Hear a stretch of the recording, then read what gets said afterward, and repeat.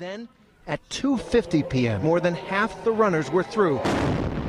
The first bomb explodes. Breaking news from Canada. Police say they've broken up an al-Qaeda-linked terrorist attack that was aimed to disrupt a major North American transportation route. A sharp new warning of all-out war. For the first time, the mysterious and secretive nation has threatened a preemptive nuclear strike against the U.S. Staying in Europe, Spain is also feeling the economic pinch. 1 in 4 are now currently unemployed in that country, and the EU expects that number to climb even higher. China and neighboring countries are mobilizing resources to fight off a new strain of bird flu. Hospitals in a race against time to contain nightmare superbacteria before it spreads from the hospital out into the world. Jesus, you scared me. But hey, I guess that's okay, right? I mean, if you watch the news these days, there seems to be a lot to be concerned about. Nuclear war, terrorism, mass shootings, city bombings, corporate fraud, bird flu, bank failures, unemployment, contamination, gangs, general crime, and depending on your temperament and conditioning, perhaps you've already armed yourself to the teeth and are watching this show from an underground bunker somewhere, waiting for the end of civilization itself. Well, whatever the concern, the idea of protection or security from such woes are ever pervasive today. Prisons, police, insurance, warranties, protection agencies, military and domestic armament, airport groping, government surveillance, and the like reveals a culture of fear, if you will, on many levels. Not to mention that the modern trends of such security risks are certainly fascinating. For example, before the 1980s, the thought of someone going into their workplace and, wiping out a couple people was a relatively remote concept. Today, we repeatedly see these acts of seemingly random violence, not only in businesses, but in schools, churches, movie theaters, malls, sporting events, and other common institutions. And as unfortunate as this dark reality of our human capacity is, it's perhaps not as unfortunate as the archaic methods we as a civilization have concocted in our attempt to counter such problems. For instance, in the wake of growing U.S. gun violence, the National Rifle Association will tell you that the problem is a lack of armed security at every turn. And if we only would just, arm everybody like the Wild West, problems of social violence would subside. While at the other extreme, folks will tell you that the problem is rather due to an ease of access. It's too simple to get weaponry, and the removal of this easy access is now the correct path. However, do either of these address the real issue, the source of the behavioral problem at hand? Where is the national discussion about, say, motivation and the sociological condition itself to which these acts erupt?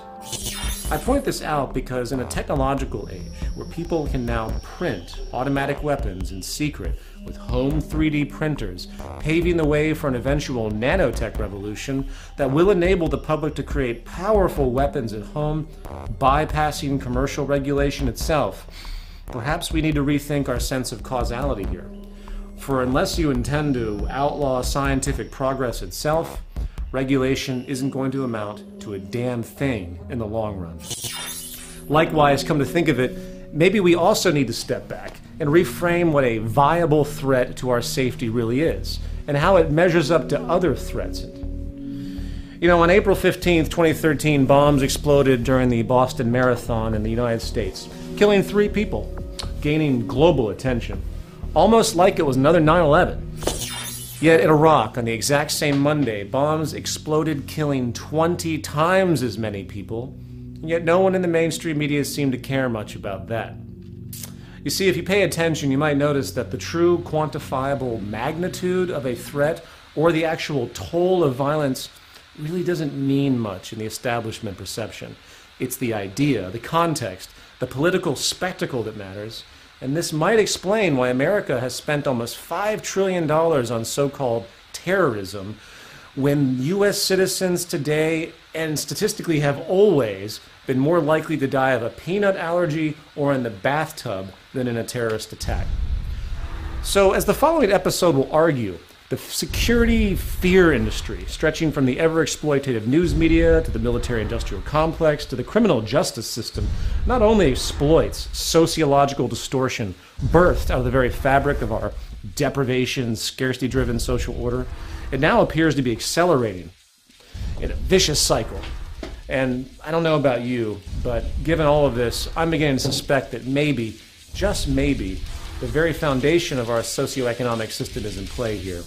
No longer existing as a functional mode for human progress on this planet, but rather as a conduit for a culture in decline.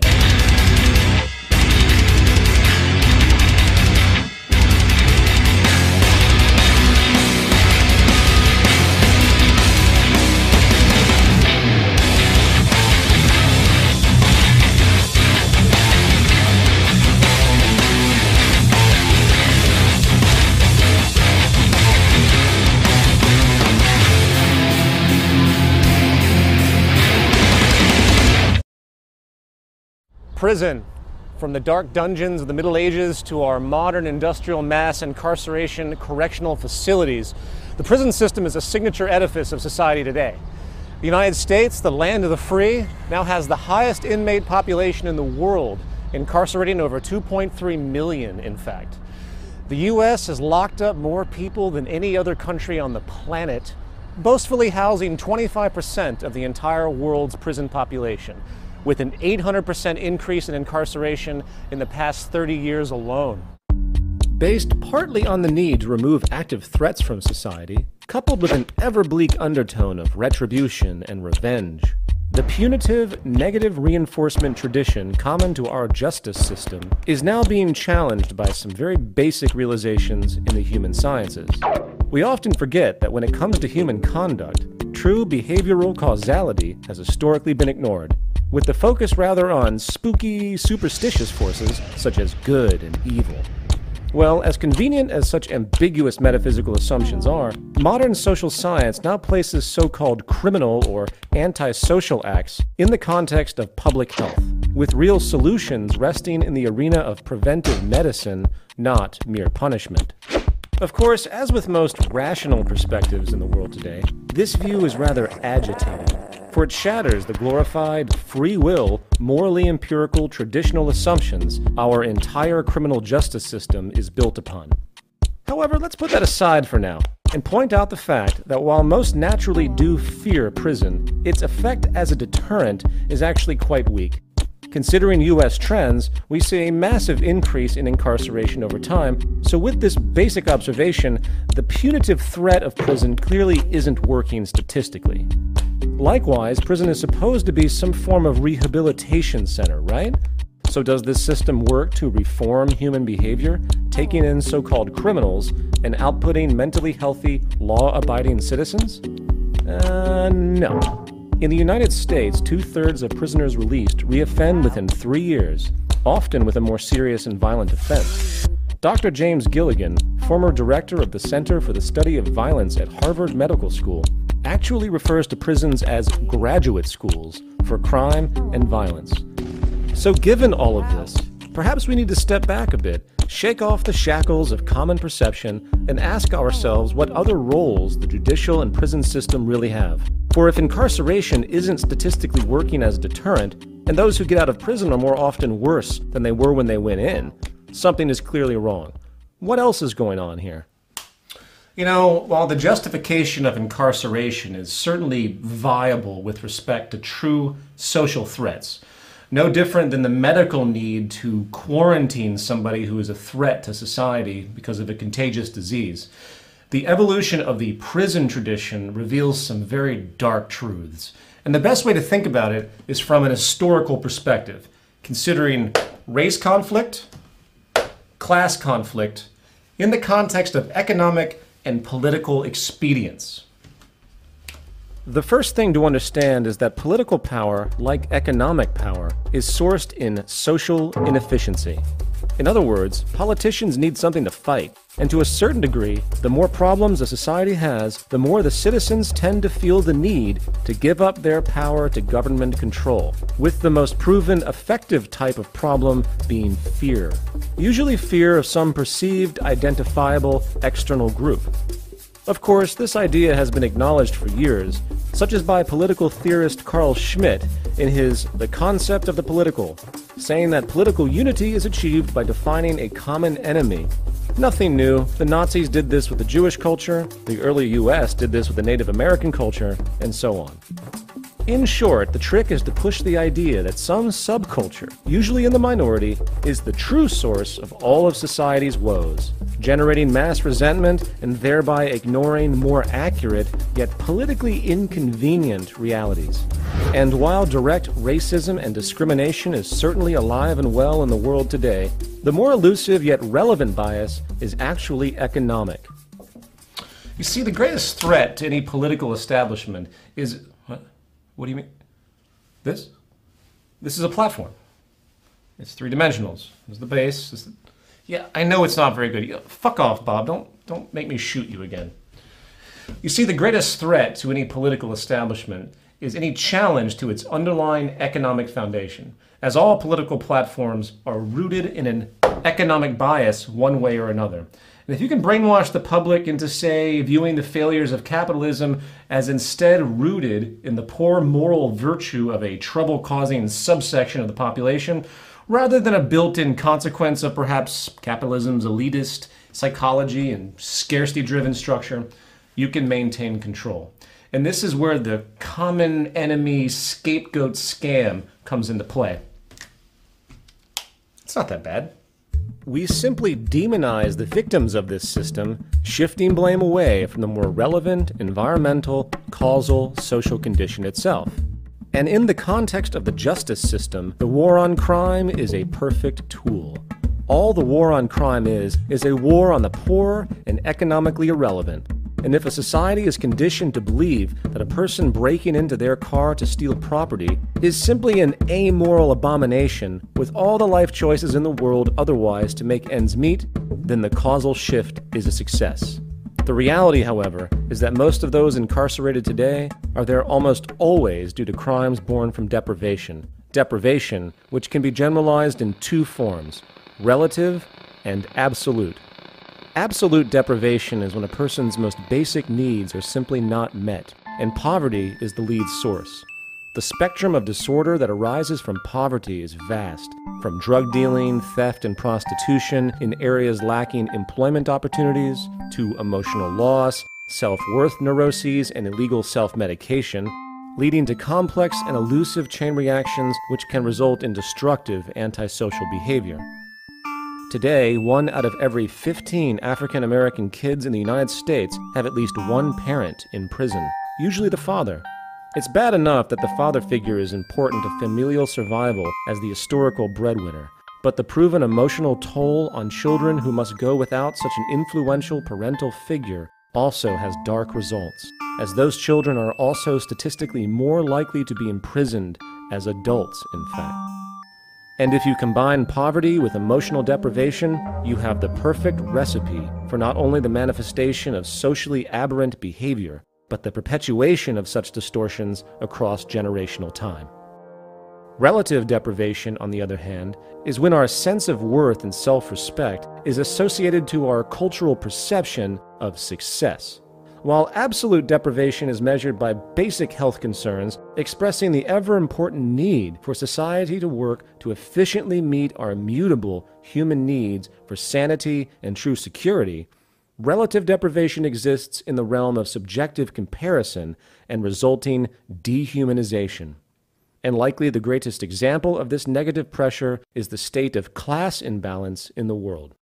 While it is true that the formerly classified poor of the West today actually live, in material terms, better than the upper class 1,000 years ago, the dehumanizing wealth stratification occurring today continues to create complex, destabilizing psychosocial problems. Long considered an incentive for social progress, class difference and wealth imbalance has turned out to be a powerful public health issue, generating massive psychological and sociological distortion. Want to be intellectually honest? The issues raised here have more to do with commerce than they do with the Second Amendment. A lot of people make a lot of money selling firearms and ammunition. The National Rifle Association has said the solution is to have armed security guards at every school. Certainly, every piece of security we engage in can be helpful, but it's, foolish to think that only security is what we need. The great challenge is here, can we prevent these tragedies? I'm sorry to interrupt, Chief, but since you've just brought up this notion of prevention, which is, of course, the real issue here, right? I'm curious when this conversation is going to move to more relevant social science. You know, I see we have, for example, the NRA here. Hi. Yet we don't have anyone from the pharmaceutical industry. Isn't it true that most of the mass shootings that have commenced have been done by people who are under the influence of psychologically mood-altering medications? Or better yet, where's the drug czar of this country? Since the war on drugs has commenced, there has been a massive increase in gun-related drug violence. Are we just going to ignore this causality as well? Or better yet, I almost forgot, I have here about 100 years of data on the relationship between economic imbalance, specifically wealth imbalance, and violence. You know, the stats have become very clear now that the gap between the rich and the poor creates more violence. The more gap, the more violence. And crime on the whole. Which might explain, by the way, why the United States of any first world nation. Is this not worth a congressional discussion? I mean, with all due respect, you people can't possibly be naive enough to think that the reduction of certain guns, as the left suggests, or the increase in armed security in public places, as the right suggests, is really going to have a long-term effect on such deeply rooted sociological problems, right? A problem clearly rooted in structured dehumanization and economic deprivation. It's inherent to our social system. You know, is it not of some viable consideration to address this issue? No? Really? And then we have the so-called war on drugs. When Richard Nixon declared the drug war in 1971, he asked for an initial $84 million. In 2013, the National Drug Control Budget requested $25.6 billion. With about $1 trillion spent in total, and the result over time has been more drugs, easier access, increased potency, and more users. Today, almost half of the federal prison population are non-violent drug offenders, often mere users, in fact, clearly a mental health issue rather than a punitive one. Draconian mandatory sentencing laws today can send kids to prison for decades for mere possession. And it is no secret that this criminalized subculture has been mostly born out of the prohibitive underground economies necessarily sprouted in poor areas of the country, largely occupied by minorities. As an aside, we often forget how deeply racist the United States has been historically, assuming vast improvement. And yet today, there are more African Americans behind bars than were slaves before the American Civil War. After segregation, the black community was strategically isolated into low-income inner-city ghettos, which systematically robbed them of economic opportunity. And as the national culture matured, with racism slowly dissipating through the civil rights movement, the economic oppression set in motion at that time remained, creating a powerful cycle ever since. Today, 1 out of every 3 black men are expected to go to prison at some point in their lives. And in effect, the real oppressive mechanism in the world today is no longer race, but economic class. And the punchline is brutal. Not only are the poor and forgotten of our society conveniently turned into criminals, rather than clear examples of the failure of our social model, capitalist ingenuity prevails once again, transforming these people into pure, saleable commodities, creating a massive profit industry out of an otherwise economically useless social class. From thriving income generation via fines, tickets, bail posting, and lawyer fees, to the now massive network of servicing the millions of inmates via healthcare, food production, security hiring, parole officers, and the like, the prison and security industrial complex in the West is a thriving business enterprise and positive factor on economic growth. The cost to imprison one person for 1 year in the state of California is about $47,000. Extrapolating that to the total U.S. 2013 prison population of about 2.3 million, the incarceration service alone amounts to over $100 billion a year in income, and this isn't counting the other 5 million currently being serviced on parole. Today, the Corrections Corporation of America, G4S Wackenhut, and other private for-profit security and prison firms benefit their investors and shareholders when incarceration rates increase. Not to mention the now extremely common labor use, or slave labor use I should say, of the prisoners themselves. And yes, we might feel some moral outrage when a Pennsylvania judge gets caught sending kids to private detention centers for cash kickbacks. But then again, are we really surprised? There are even small towns in the Midwest where the majority are employed by the local prison. And if they don't have crime and prisoners, their town's economy is in the toilet. Not to mention that most police departments derive enormous funding from drug arrests and seizures. If the drug war stopped, the police department would lose billions in this country. And yes, the rabbit hole runs even deeper. If we step back even farther, we see a broader economic reinforcement here. You see, the drug trade is far from limited to your local street thugs.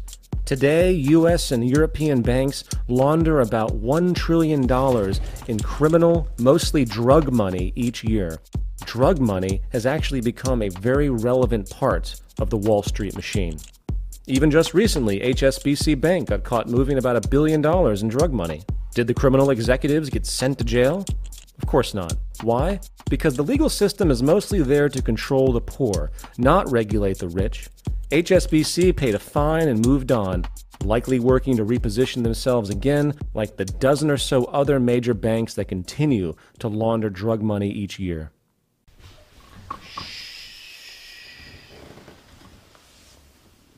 Dick!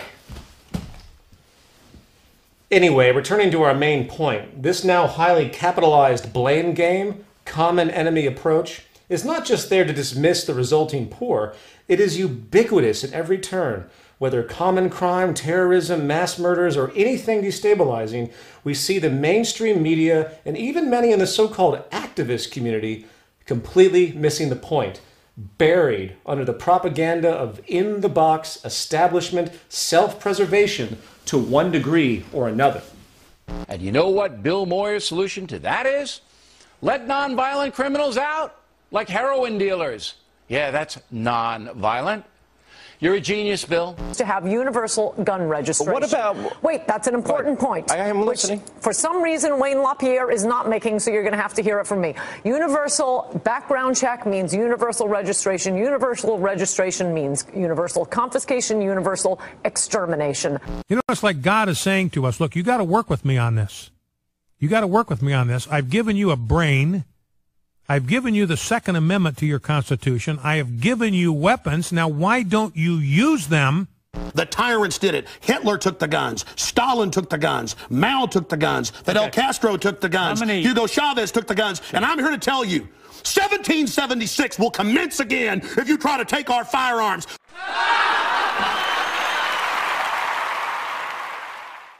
And the 21st Century Culture in Decline Belligerent Right-Winged Freak Show Award goes to Alex Jones.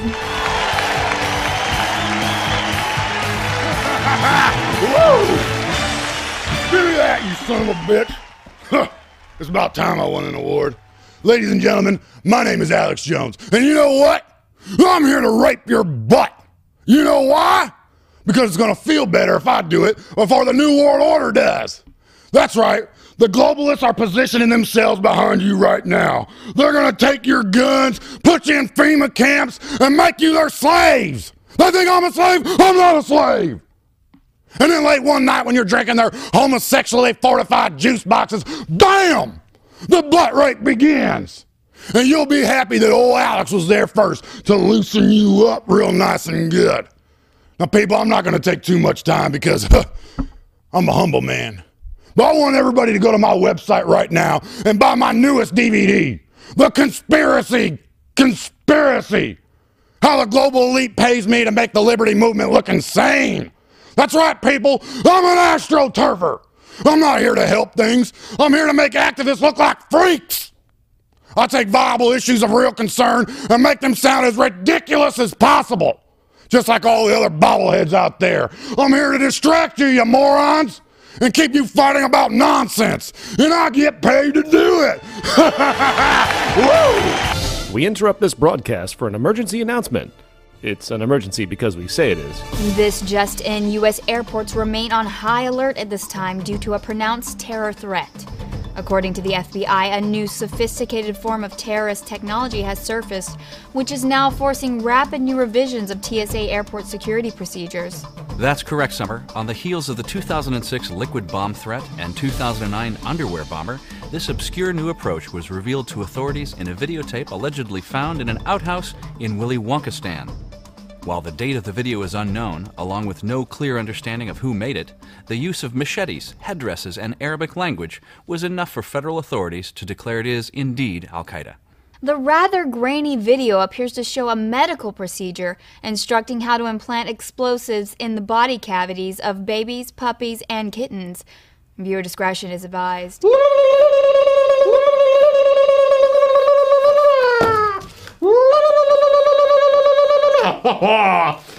Baby go boom! In response to this development, the TSA, after an initial failed attempt to simply ban such creatures outright, has now instituted a new universal rule. All carry-on babies and small pets under 52 ounces must be sealed in a see-through plastic bag.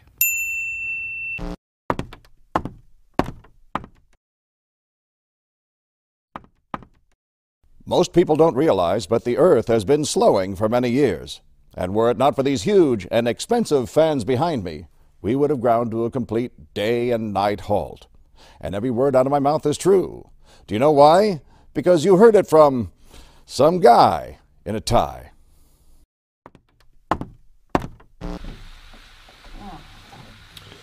I'm sorry, ladies and gentlemen, but Bob is officially dead. Final thoughts. We live in a social model based upon scarcity and inefficiency. This means that the more society solves problems, meets human needs, and stabilizes itself by recognizing the potentials and limits of natural law, the less economically viable it is in the monetary economy.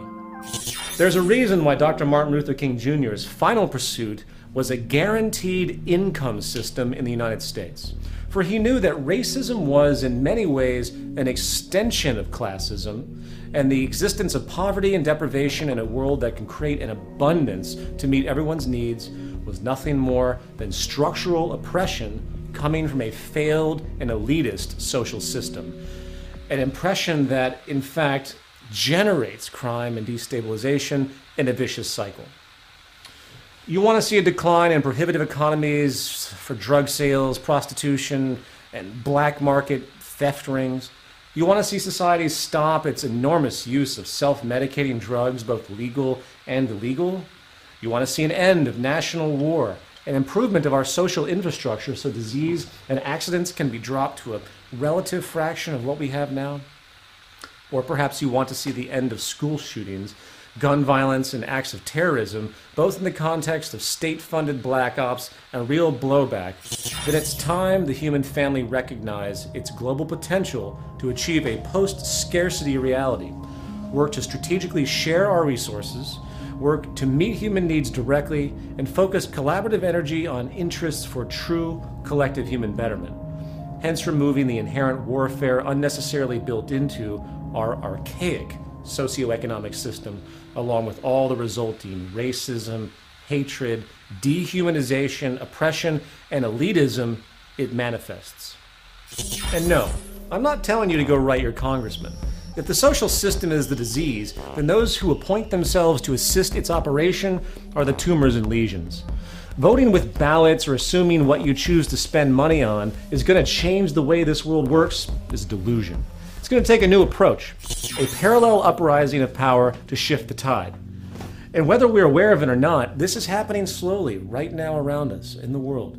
And the question is, where are you in this interest? And do you even care? If not, well, welcome to the Culture in Decline. And this show, as shitty as it is going to keep running. If so, then perhaps maybe this terrible reality show may come to an end faster than we think. But until that happens, rest assured I'll be here, arrogantly pointing out that most everything you believe and hold dear is wrong. So get back to your Bibles, video games, internet porn, and AK-47s, bitches, and have some fun out there in this dark circus we call normality. And until next time, I'm Peter Joseph, and whether you like me or not, I exist as an agent and victim of a culture in decline.